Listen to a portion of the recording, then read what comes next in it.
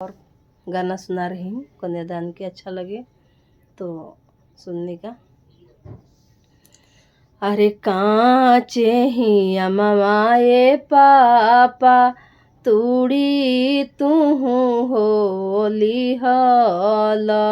अरे काचे ही अमवाए चाचा तूड़ी तुहू होली हल। अरे रोजे रोजे कहल ए पापा बेटी होली जान जलावा।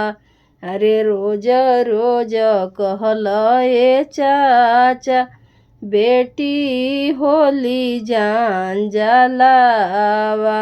अरे कबहू ना कहल ए पापा भैया होले जान जलावा।